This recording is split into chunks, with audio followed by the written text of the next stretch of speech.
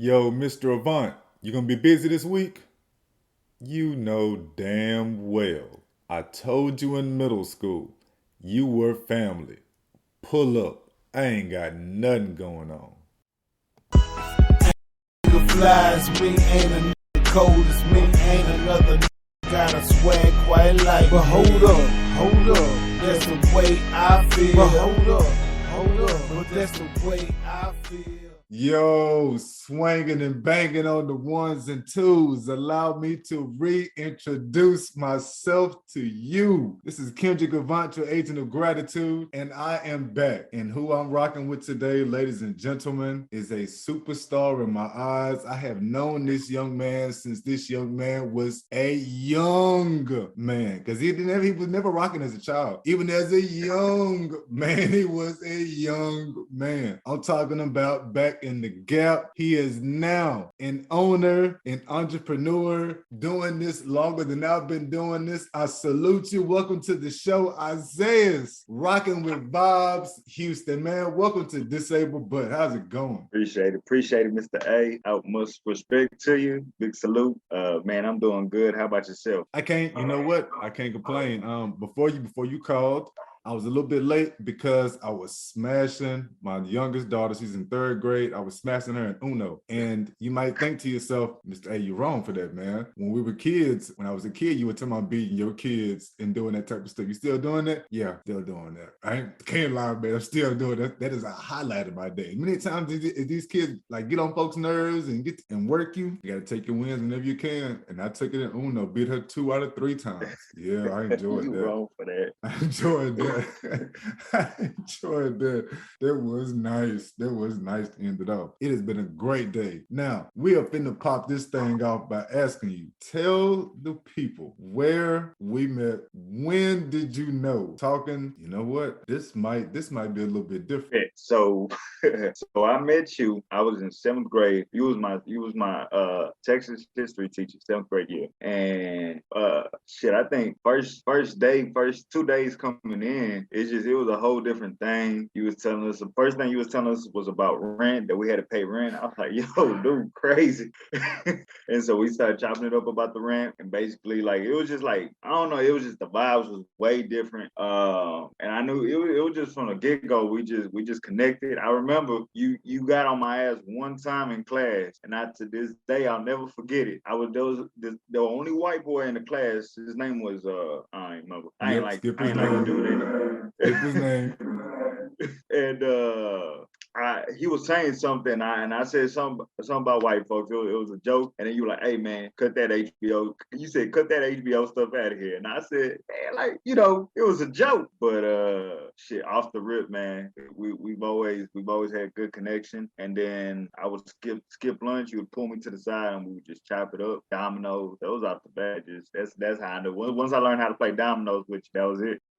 Told me not come to sleep but a dream. So when you see that paint gleam, then know I'm living my dream. Okay, so whenever we talk about the money in the class, I actually got that idea when I first started out teaching. Class was so gangster, man. I had a 2nd grader, and I caught him selling 3 for 10. And I was actually 3 for 10. And when I say he really got 3 for 10, I'm like, oh, snap. And it hurt my heart. I think that's the only time in my life, twice in my life, I've had to flush cannabis. That was the first time. Another time was in college. It was actually police were on the door. We had to flush it then. But that hurt my heart to have to flush that man's, and he was in 2nd grade, and I had to flush that man's cannabis. And he's crying, and he didn't want me to tell his pops, man. I'm like, I ain't gonna tell your pops, but yo, you can never do this again.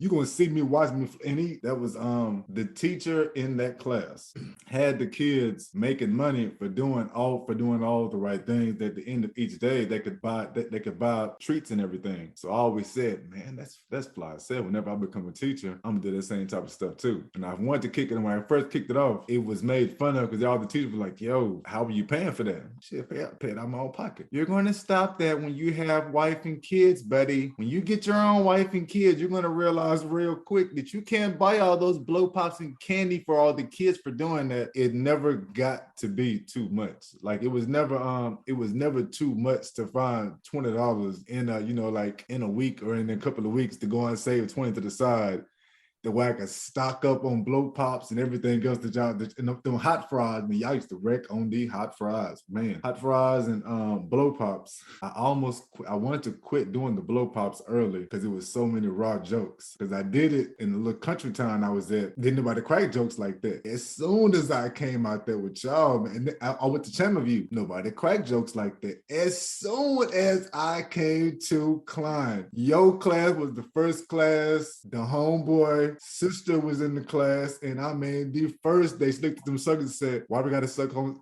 suckers in here? Like what you doing, Mister?" I'm like, oh, I was worried I would get fired after that. Yo, it took off. Well, it's out there now. Took off, and yo, man, they made it fun the whole time too. I had a blast doing that, man. That made a huge difference. Every Friday. It was yeah, man. It was always that and calling people's parents and bragging was always fun too. Because once I got in good with people's parents, that of course makes everybody want to work a little bit harder.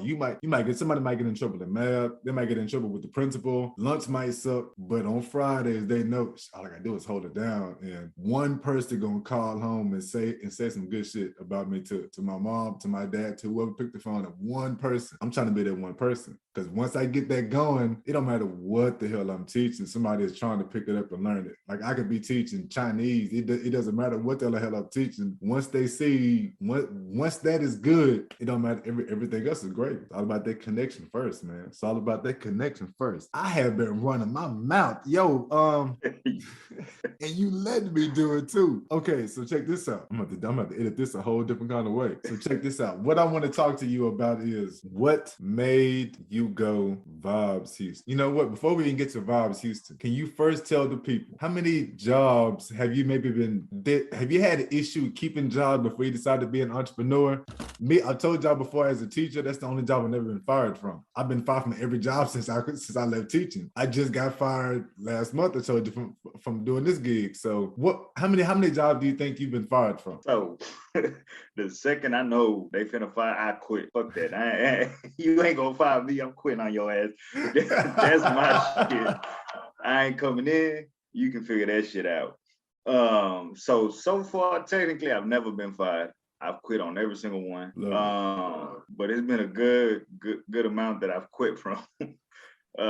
It's hard because, part of, at least, for me, sometimes like, man, I gotta grind through it. But sometimes the employer they just don't give a fuck about you. So a lot of times, how the fuck should I give a fuck about them? A lot of times, yeah. Yeah. I was just in the clubhouse room, man, and it was about being disabled and being employed. And I told them at some point, like, everybody's going off and they're talking about this and that and how we got to be this and be that with employers. And it finally became my chance to talk. And I just go and tell them, look, we got to follow the words of the great philosopher, Cedric the Entertainer. It's time to stop hoping that employers do you right. Start wishing they fuck up. And then you got to start recording and writing that stuff down. Every time that they mess up and say something slick to you, write that stuff down. I know you feel like you snitching. You just got to get over it, man. Turn that paper in, because until you snitch, they ain't never gonna change shit. As long as you keep hoping that the employer's gonna treat you right, pay you what you think you were. I mean, pay you any of that, give you the benefits until you fuck it. You got to go on. Until you make them do it, they're not gonna do it. They're not gonna do it. Some of them will, I'm sure. I'm sure there are some good companies out there. I've heard about Google companies and stuff like that treat everybody just right. But I ain't never worked for one of those spots before, man. I ain't never worked for one either. So best spot I had, the best gig I had was that teaching. And that salary thing, you learn real quick. If I'm doing all this and I see that teacher doing what that teacher doing, how the hell we get the same paycheck? What the hell? Like that's nonsense. Real talk, man. They at one point it was two classes after your class. I had a class where I had 35, 36 kids. One in one class, 35, 36. You say damn to that.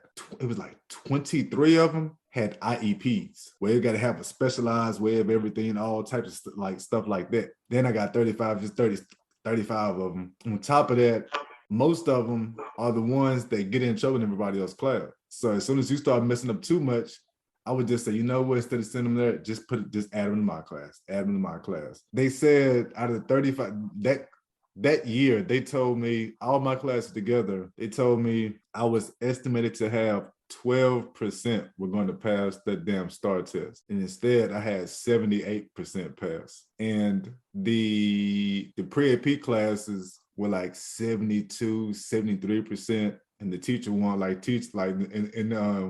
the teacher won teacher of the year. And I was thinking, how the hell? Like, yo, we over here grinding it out. Like, what are you? We over here. I had that computer lab, like after school thing going.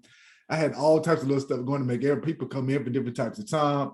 And I started it up with your class, and I kept all that going. And I kept wondering, how am I doing all this? We getting the same paycheck. Like, I don't understand how that work out. As much as you love what you do, when you see everybody else doing, you just think, no, man, it's no way. If I get this check, cool. That means she ain't supposed to get this. He ain't supposed to get the same amount as me because that motherfucker ain't doing shit. Hell no, that motherfucker ain't doing shit. And I know coaches think that too. Like, wait a minute, how am I here all the day? Then I'm here for practice. Then I got games. Then I got to go home and practice tape. Like, I know coaches think that too. And I get it. And that's why every time they offer me coaching, I told them no. Every single time they would offer me coaching, like, nah, I'm good. What would you have coached if you could have? If you had gone back, what would you have coached? I interviewed 2 years ago, and I got all the way to the end. They said it came down to me and some other guy, but I know they were lying because I was in the wheelchair. Interviewed out here in Willis, and I made it to coach wide receivers, man. Offensive coordinator for Willis Intermediate School. And I told them I would do that. Like, I would tell them all the ways, like how the kids running routes, where they be doing so-and-so's. I said, no matter what the reason why you want to hire me is because no matter what, the receivers will always be prepared. It doesn't even matter if we don't run routes, they will know who to block and they will be crushing on blocks. They're going to enjoy the game, blah, blah, blah. I didn't get it. But yeah, it would have been football. You would think basketball. My kids think basketball. I would think basketball. And it is starting to switch up now. I did that 2 years ago. So even now, I hardly ever watch any of the sports. No, it would still be football. Let me stop lying. It would still be football, yeah. It would still be football. And I would like it to be defense more than coaching offense, because defense is where all the fun crunk stuff is. It's just that I know, and I feel like when I see football players like, yo, defenders, cats don't. Them boys a different kind of animal, dog. Like, yo, man, you play like on the D line? Y'all a different kind of animal, man. Yo, man, you boys wired a little bit differently. Y'all enjoy contact and pain and stuff like that.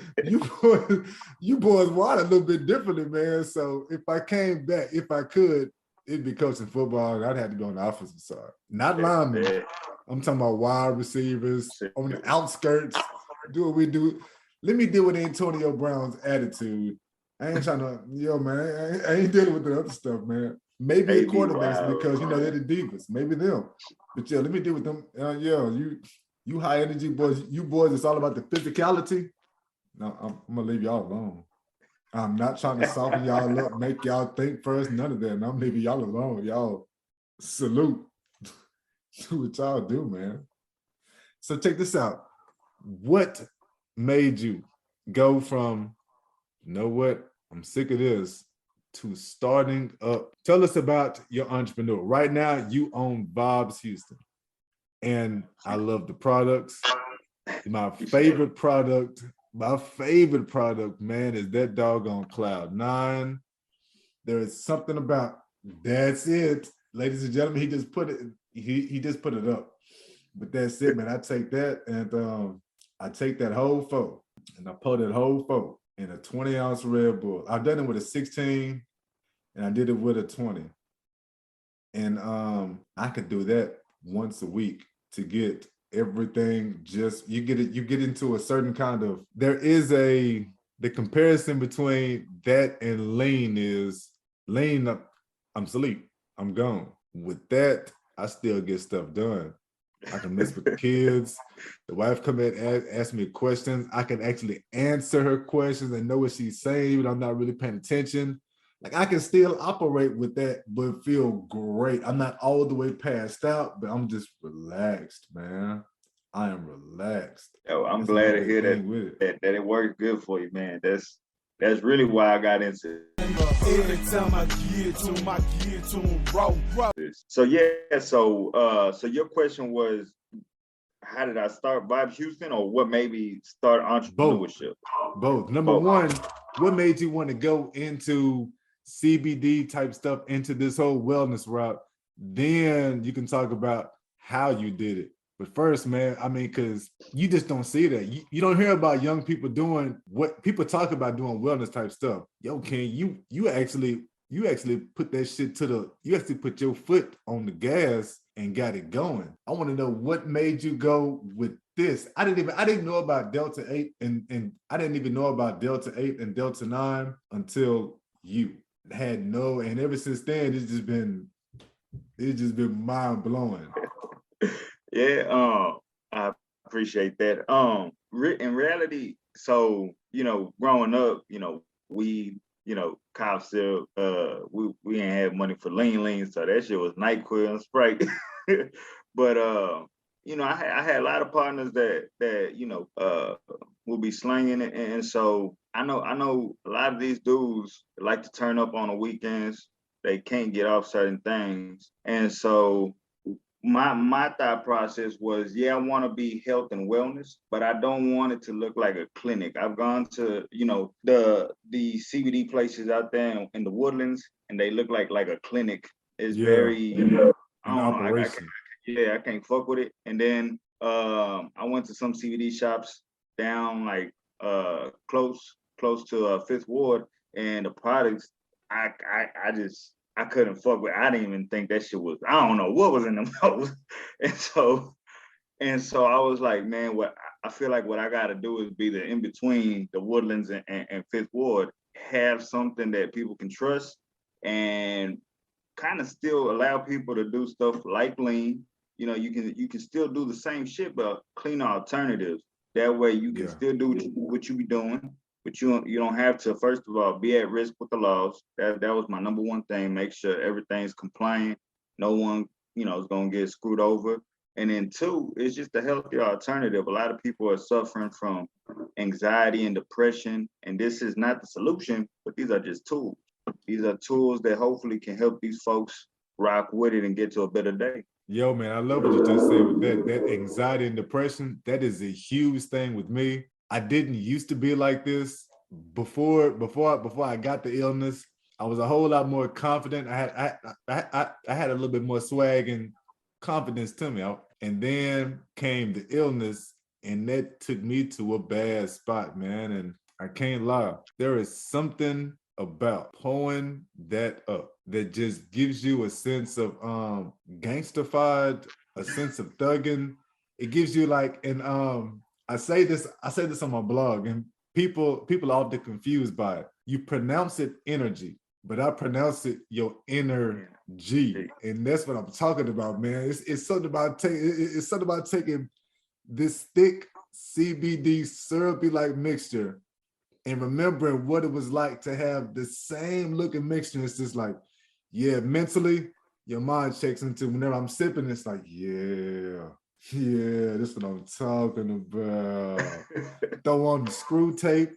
Oh my gosh, it's gonna go on. And I'm actually awake getting stuff done. When it comes to the multiple sclerosis, I'm telling you, you got to tell people that the biggest thing that does for my multiple sclerosis is that when it comes to the shaking, when I'm sipping on that, I have less shaking, less tremors, and that's just because I'm less stressed. Less stress, less shaking, less tremors, less spasms, and that's the way it goes with that one, man. Like it's it is amazing the place that takes me to. It's almost like being high. I guess it's, you know what? It is, people always talk about how CBD gives you the same effects as cannabis, but you don't get high like it. That would be my example. I'm for real, man. That would be my example of that drink. You feel like you're on some lean. You feel like you're getting it, but you're not. It's there, but it's in your heart, it's in your chest, it's in your mind. Yeah, man. That's it. I love it. Well, the CBD and the Delta 8 are two different things. So the Delta 8 definitely gets you that psychoactive kind of high thing, but the CBD is a lot more chill. So I wouldn't say the CBD gets you crunk like that. Oh, ooh, that's something you are teaching me then. So the syrup that we are talking about, the Delta, the Cloud 9, that is the Delta 8 does not is I'll let you explain that. So we have two syrups. So we have a CBD syrup and we have the Delta 8. The one you rock with is the Delta 8 THC syrup. So that one is for the turn up. But let's say you wanted more of a lean kind of version where you want that turned down. End of the weekend, you want to relax a little bit, or you having trouble sleeping, you get the CBD syrup, and that one it hits you more like regular lean. But the Delta 8 syrup, that's for the turn up. You getting crunk, it's time to go. Okay, then I'll mix them on with the Red Bull. Yeah, the Red Bull, I don't know how you on to something with that one. So I'll be, in other words, you have not decided to try with the Red Bull yet, but you don't even mess with Red Bull at all, do you? I do. I guess it's kind of like what you were saying that. Yeah, but it's pretty much what you were saying earlier. Like just having the Sprite kind of just brings it back, and just I don't know, it makes me feel, I don't know, it makes me feel good having the Sprite mix. Rather than doing the Red Bull. I put Jolly Ranchers in the car. I go and I get the styrofoam cups. You put the Jolly Ranchers in yours? Like, oh, snap, man, you got an old soul, bro. You have an old soul. I can't lie, old soul. You putting the Jolly Ranchers in yours. Yeah, I learned. So in my neighborhood, there was an old OG, and he was the one who taught me how to mix. And he gave me the combo was two watermelon hard candies and then one cherry. Mix that whole with Sprite and add the codeine, and you had the best. He made that shit taste like a Cool Cup. That was the best mix out there. And so yeah, I still put candy in mine. I rock with the Sprite and I pour up. That story you just told me. I wasn't big into lean when I was younger because, like I said, it put you out, it put me out. But when I was a kid, I mean, from high school until I could buy my own, partner of mine turned me on to taking a little old small, the small E&Js. It would be like, the small like that. And we would put in 3 or 4 Jolly Ranchers into an E&J bottle and mix it up and drink that motherfucker straight, bro. Damn. And yeah, that was a different time, man. Those times need to end. That was a different time. Those times need to end, man. At the same time, that was the age of Mad Dog, Cisco's, and you seen the memes. Yo, man, Mad Dog, Cisco, Boom Farms. Yo, man, Boom Farms is weak as hell, but it's just the stuff we used to do to it. The shit we used to do was ridiculous. But you know what? I'm gonna give y'all more props because them 4 Locos and everything that y'all brought onto this earth, yo, man, 4 Locos are too much. That was too much. Y'all knew better. And I'm not saying you and your people were the one who created it. I'm saying it was your generation. Man, it been your people, but it was your generation, the 4 Locos. 4 Locos, man. The 4 Locos did they thing. This is Kendrick Avant, your agent of gratitude, and I'm inviting you to check out my blog, allthingsoneLove.com. It's titled All Things One Love because it is all the things one loves to keep your mindset over the bullshit. Wellness tips, yoga, meditation. Come check me out. allthingsoneLove.com. That's the West right there was rough. Check this out. Whenever it comes to the CBD, I've had the syrupy. Okay, so I've had the Delta 8. I've had the Delta 8Js, and I've had the CBDJs. When the family went to Ecuador, we took with us on your recommendation. And I was shocked that I was shocked and so crunk that we even got it through customs, were those Delta 8 gummies, and we got in the one Delta 8 stick, and it had that thick syrupy molasses, some type of thick stuff on it. 17 days in Ecuador. It's the longest I've been without cannabis since I've been diagnosed. And I was able to make it. And I'm telling you, that one syrupy like J that you gave us lasted the entire 17 days. I mean, because we would step outside with it. At one point, you called me. We had it. We had just lighted it, and I was telling her, like, yo, man, whenever I hit it, I'm coughing my ass. So, like, my wife looks at me like, what is wrong with you? Oh, my God, people are going to think that you have corona. Stop that coughing. I'm like, oh, I don't know. I'm weak on it. What is that? When you know what? Not the what is it part.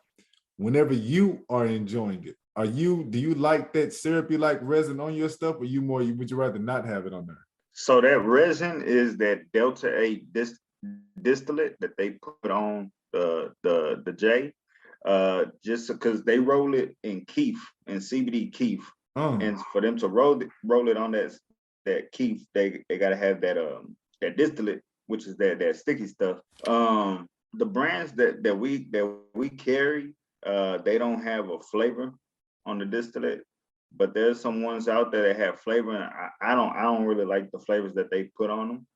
I don't mind it, but it's annoying sometimes. I prefer it without it, but I rock with it regardless. Okay, so which one, whenever it comes to your clients, do you have more sales with that type of stuff on it, or do more people take it without that stuff on it? So the ones we have right now, so we just this week got new products. So we just got some blunts that do not have anything on it. The Delta 8 blunts, 500 milligrams. Really? I might have to come through. Yeah. But believe it or not, majority of our customers rock with the syrup and the gummies rather than the pre-rolls. I wouldn't, the gummies those gummies were the first time I've had. It took me 2 or 3 gummies. So I had them twice. It took me 2 or 3 gummies to get the effect that I felt like I needed. And what that was that relaxation. It would make my legs stop spasming so much. I had it once in Ecuador when we first got there, and I think it was maybe day 2 or 3, and I had 2. And those 2, I ended up chilling the spasms out, and we got through some airport type stuff, walked around the city and everything like that, had a good little time. And then my wife only needed 1. And when we first came back, we had just landed, man, freaking Spirit lost my wheelchair again. I mean, Spirit lost my wheelchair going to Ecuador for 4 days. And when we came back, lost my wheelchair again for 4 days. So I'm sitting up on the first line, like, yo, I'm stressing out. I'm flipping out. My legs are spasming. My wife's like, here, take the rest of these gummies. It was 2 or 3 left. So I'm like, yo, I thought there was like 30 in there. It was only 20. That means you've had what, 13, 14? Why are you counting?